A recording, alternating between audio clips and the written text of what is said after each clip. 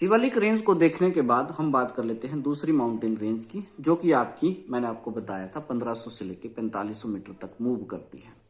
उसका नाम है मिडिल हिमालय। मिडिल हिमालय की बात करें तो मिडिल हिमालय के अनदर नेम्स की अगर हम बात करें तो ये हो जाते हैं आपके लेसर हिमालय, और लेसर हिमालय के साथ साथ इसको इनर हिमालय के नाम से भी जाना जाता है। और अगर हम बात करें एरियाज की, यानी कि कौन कौन से एरिया जो हैं वो हमारे मिडिल हिमालय में आते हैं, तो सबसे इंपॉर्टेंट हो जाता है आपका कुल्लू वैली, यानी कि कुल्लू जो है ये आपका मिडिल हिमालय में है। फिर जो हमारा शिमला है वो भी आपका मिडिल हिमालय में लाई करता है। और अगर आपसे पूछे मंडी के बारे में, तो मंडी के जो फेमस टाउन हैं जैसे कि आपका करसोग, और करसोग के साथ साथ हमारे यहाँ पे जो चचियोट है वो भी आपका इसी पर्टिकुलर रेंज में आता है। अगर आपसे पूछेगा कि सिरमौर का कौन सा एरिया जो है वो आपका मिडिल हिमालय में आता है, तो आपने बताना है रेणुका जो झील है वो आपकी आती है मिडिल हिमालय में। उसके बाद बात कर लेते हैं, हम लोगों ने पहले देखा कि मिडिल हिमालय जो है ये एक कॉन्टिन्यूअस रेंज नहीं है, ये एक कॉन्टिन्यूअस रेंज बिल्कुल भी नहीं है। यानी कि इस पर्टिकुलर माउंटेन रेंज के वेरियस पार्ट्स हम लोगों को देखने को मिलते हैं। उन वेरियस पार्ट्स में जो सबसे पहला हम लोगों ने देखना है वो आ जाता है जी पीर पांजाल। पीर पांजाल के बारे में आपने 2-3 बातें याद रखनी है। मैं यहाँ पे जो है पीर पांजाल रेंजेस को ड्रॉ कर रहा हूं, आप देखेंगे तो कुछ इस तरह से आपकी पीर पांजाल जो है ये मूव करती है।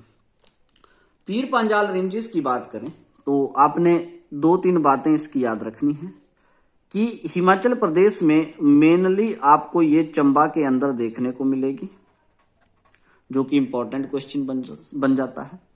और दूसरा अगर हम बात करें तो मिडिल हिमालय जो हमने देखा, इस मिडिल हिमालय में जितने भी पार्ट हैं उन सब पार्ट में ये वाली जो पीर पांजाल जो है ये सबसे लॉन्गेस्ट रेंज भी आप बोल सकते हैं। लॉन्गेस्ट रेंज है ये आपके मिडिल हिमालय की। ठीक है जी। अब ध्यान से इस बात को देखिएगा, ये पीर पांजाल देखिए काम क्या करती है, जो कि नायब तहसीलदार और अलाइड और एचएस सर्विसेज में आपका क्वेश्चन पूछा जा चुका है। ध्यान से देखने पे आपको पता चलेगा ये पीर पांजाल देखिए इस तरह से मूव कर रही है, यानी कि कहीं ना कहीं आप ये बोल सकते हैं कि ये सेपरेट कर रही है किसी 2 एरियाज को। किस किस एरिया को, तो आइए देख लेते हैं। सेपरेशन की बात करें अगर पीर पांजाल की, तो आप देखेंगे जैसे ही ये पर्टिकुलर माउंटेन रेंज आपकी ऐसे आगे मूव करती है तो यहां पे आपको एक पास देखने को मिलता है जिसको हम बोलते हैं रोहतांग पास। और रोहतांग पास जो है ये आपको पता होना चाहिए एक गेटवे का काम करता है कुल्लू और लाहौल स्पीति के अंदर। ये कुल्लू आ गया यहाँ पे और इस साइड आपका लाहौल स्पीति। तो आप बोल सकते हैं कि ये जो पीर पांजाल रेंज है ये सेपरेट करती है कुल्लू वैली को। कुल्लू वैली को ये सेपरेट कर रही है किससे? फ्रॉम लाहौल। और जो दूसरा सबसे इंपॉर्टेंट काम जो पीर पांजाल आपकी करती है वो ये, आप ध्यान से इस बात को देखिएगा कि ये आपका लाहौल स्पीति वाला रीजन है। इस लाहौल स्पीति में आप देखेंगे तो इस साइड से आपकी एक भागा रिवर आती है और इस साइड से आपकी चंद्रा रिवर आती है। दोनों तांडी नामक स्थान पे मिलती हैं और आगे बनती है आपकी चिनाब रिवर, यानी कि यहां पे बन रही है आपकी चिनाब रिवर। वहीं आप चंबा की बात करें तो चंबा के अंदर आप लोगों को एक नदी देखने को मिलेगी और इस नदी को बोला जाता है जी रावी रिवर। और वहीं कुल्लू के पास आप लोगों को एक पर्टिकुलर रिवर दिखाई देगी और इस रिवर को बोला जाता है जी ब्यास रिवर। अब बोलने का मतलब ये है कि ये जो पीर पांजाल रेंज है, ये पीर पांजाल रेंज हमारी क्या करती है, तो ये एक तरह से वाटर डिवाइड का काम करती है। वाटर डिवाइड का ये काम करती है। किस किस के बीच में? ध्यान से मेरी बात को सुनिएगा। वाटर डिवाइड का काम करेगी ये। चिनाब का पानी एक तरफ, Chenab on one side, and Beas and Ravi on another side. यानी कि ये बोल रहा है कि इसके होने से देखो क्या है, इसके होने से हो क्या रहा है कि जो चिनाब नदी का जो पानी है वो एक साइड बह रहा है और रावी और जो आपकी ब्यास रिवर है उनका पानी दूसरी साइड बह रहा है। कुछ इस तरह से अगर हम इस चीज को यहां पे रख दें तो इनकी वजह से आप देखेंगे कि जो रावी का पानी और ब्यास का पानी है इस साइड मूव कर रहा है और चिनाब का पानी उस साइड दूसरी साइड जो है वो मूव कर रहा है। तो ये है जी आपके सामने पीर पांजाल रेंज। पीर पांजाल को देखने के बाद हम बात कर लेते हैं धौलाधार रेंजेस की। वही अप्रोच हमारी रहेगी, धौलाधार रेंजेस का मतलब क्या होता है और अगर कोई अनदर नेम है या फिर कोई और नाम इसका है तो वो भी हम लोग देखेंगे। अगर तो हम बात करें मीनिंग की तो धौलाधार जो रेंजेस है माय डियर, इनका मतलब होता है व्हाइट पीक, यानी कि सफेद पर्वत जो है धौलाधार का मतलब आपका निकलता है। और वहीं बात करें हम अनदर नेम की तो धौलाधार जो है इसको मौलाक पर्वत के नाम से भी जानते हैं। मौलाक पर्वत, अगर आप शिवालिक की बात करें तो उसको मैनाक बोला गया और अगर धौलाधार की बात करें तो इसको मौलाक पर्वत के नाम से जाना गया। अब यहां आपके सामने एक मैप ड्रॉ किया हुआ है। इस मैप के दौरान देखते हैं कि हिमाचल प्रदेश में इस धौलाधार के साथ होता क्या है। ये जो माउंटेन रेंज है, धौलाधार जो माउंटेन रेंज है कुछ इस तरह से आपकी मूव करती है जो कि मेनली लाई करती है आपके कांगड़ा वाले रीजन में एक्चुअली में, ठीक है जी। और इस तरह से आगे उत्तराखंड के एरियाज में जो है ये आपकी चली जाती है। अब आप उत्तराखंड का ये रीजन अगर देखेंगे तो यहाँ पे आपका ग्रेटर हिमालय भी होता है और वहीं से ये धौलाधार रेंज जो है ये अलग हो जाती है। अगर आपसे पूछा जाए तो आपने बोलना है कि ये जो धौलाधार रेंज है ये आपकी ब्रांच्ड ऑफ हो जाती है, यानी कि अलग हो जाती है किससे? ग्रेटर हिमालय से। ग्रेटर हिमालय से ये अलग हो जाती है कहां पे? नियर बद्रीनाथ। जो बद्रीनाथ है उत्तराखंड के अंदर, वहां से ये जो पर्टिकुलर माउंटेन रेंज है ये अलग होके फिर आपकी दूसरी साइड जो है ये मूव कर जाती है। अब ये मैप में ध्यान से देखिएगा, 3 नदियां हमने यहां पे बनाई है। एक आपकी सतलुज है, दूसरी ब्यास और तीसरी आपकी रावी। यानी कि आप बोल सकते हैं ये जो पर्टिकुलर धौलाधार रेंज है इस रेंज को कट किया जाता है अलग अलग नदियों के द्वारा। अगर तो हम बात करते हैं रावी की तो रावी नदी जो है इस पर्टिकुलर माउंटेन रेंज को कट करती है जी north west of Chamba. North west of Chamba जो है वहां पे कट किया जाता है धौलाधार को रावी के द्वारा। और तो अगर हम बात करें ब्यास रिवर की तो व्यास रिवर जो है इस पर्टिकुलर धौलाधार रेंज को कट करती है लारजी नामक स्थान पे, एट लारजी। और वहीं अगर हम बात करें इस सतलुज रिवर की तो सतलुज रिवर जो है ये आपकी कट करती है धौलाधार रेंजेस को एट प्लेस रामपुर। ये तीनों पॉइंट आपके एग्जाम पॉइंट ऑफ व्यू से बहुत ही इंपॉर्टेंट है। तो ये है जी धौलाधार पर्वत आप लोगों के सामने। धौलाधार को देखने के बाद हम बात कर लेते हैं ग्रेटर हिमालय की। ग्रेटर हिमालय की अगर हम बात करें तो ग्रेटर हिमालय के अनदर नेम जो हैं इनके ऊपर थोड़ा सा डिस्कस करते हैं, यानी कि कौन कौन से डिफरेंट नाम हैं जिनसे ग्रेटर हिमालय को पुकारा जाता है।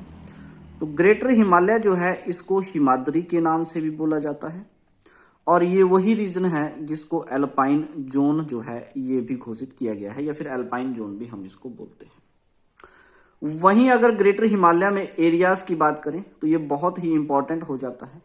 ग्रेटर हिमालय में हिमाचल प्रदेश का जो लाहौल स्पीति डिस्ट्रिक्ट है वो आपका लाई करता है। उसके बाद आप देखेंगे तो किन्नौर वाला जो डिस्ट्रिक्ट है और चंबा का जो पांगी रीजन है ये बहुत इंपॉर्टेंट क्वेश्चन हो जाता है, वो आपका ग्रेटर हिमालय में लाई करता है। आपके सामने ये एक आपको मैप और दिख रहा होगा, ये भी हमने इसलिए ड्रॉ किया है क्योंकि ग्रेटर हिमालय जो है ये भी पीर पंजाल की तरह वाटर डिवाइड का काम करता है। अब वाटर डिवाइड का काम देखिए कैसे करता है। ये हम लोगों ने ड्रॉ किया था कि कुछ इस तरह से ग्रेटर हिमालय जो है ये आपका मूव करता है, और बद्रीनाथ के पास से ये फिर धौलाधार जो रेंजेस हैं उनसे अलग ये हो जाता है। यहां पे अगर आप देखेंगे तो इस ग्रेटर हिमालय के होने की वजह से क्या हो रहा है, ये जो हमारे पास स्पीति रिवर है, आप देख पा रहे होंगे यहां मैप पे, ये जो हमने स्पीति रिवर जो ड्रॉ की है, इस स्पीति रिवर का पानी एक साइड, और जो हमारी रोहतांग पास के पास से ब्यास नदी निकलती है उस नदी का पानी एक साइड। अगर इस पर्टिकुलर मार्कर को हम यहां पे रखें तो आप देखेंगे यहां पे कि स्पीति का पानी एक साइड जा रहा है और ब्यास का पानी जो है वो दूसरी साइड आपका मूव कर रहा है। तो हम बोल सकते हैं कि ये वाटर डिवाइड का काम करता है किस किस के बीच में, स्पीति रिवर और उसके साथ साथ ब्यास रिवर। यानी कि इसके होने की वजह से स्पीति का पानी एक साइड और ब्यास का पानी दूसरी साइड आपको देखने को मिलता है। ग्रेटर हिमालय के साथ साथ ही हम लोग बात कर लेते हैं हमारी माउंटेन रेंज जो है जी Zanskar ranges. Zanskar ranges, Zanskar ranges की अगर हम बात करें, इसी मैप के ऊपर ड्रॉ करके हम देखते हैं तो कुछ इस तरह से आपकी जो जांस्कर रेंजेस हैं वो मूव करती हैं जी। ठीक है, यहां पे हम लिख सकते हैं जांस्कर रेंजेस। इन जांस्कर रेंजेस की हम बात करें तो जो बहुत इंपॉर्टेंट पॉइंट आपके एग्जाम पॉइंट ऑफ व्यू से है वो ये है कि ये माउंटेन रेंज जो है बाउंड्री बनाती है। अब बाउंड्री किस किस के बीच में क्रिएट करती है वो इंपॉर्टेंट हो जाता है एग्जाम पॉइंट ऑफ व्यू से। याद रखिएगा, पहले तो ये सेपरेशन वाला काम करेगी। ऑब्वियसली बाउंड्री बनाने का मतलब ये है कि ये सेपरेट कर रही है दो हिस्सों को। कौन कौन से?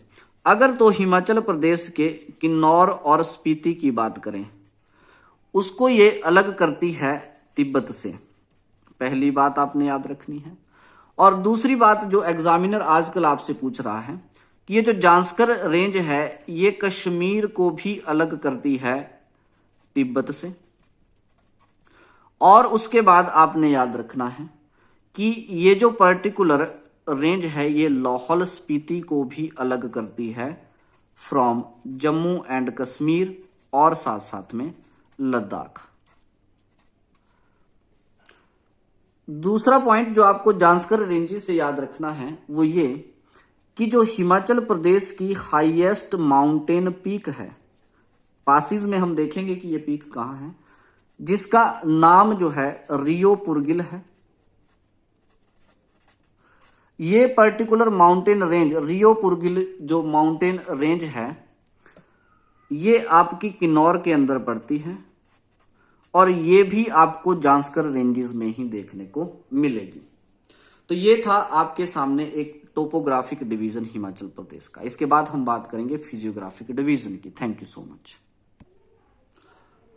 अगर हम हिमाचल प्रदेश के फिजियोग्राफिक डिवीजन की बात करें तो हम लोगों ने हिमाचल प्रदेश को 5 डिफरेंट जोन में डिवाइड किया हुआ है।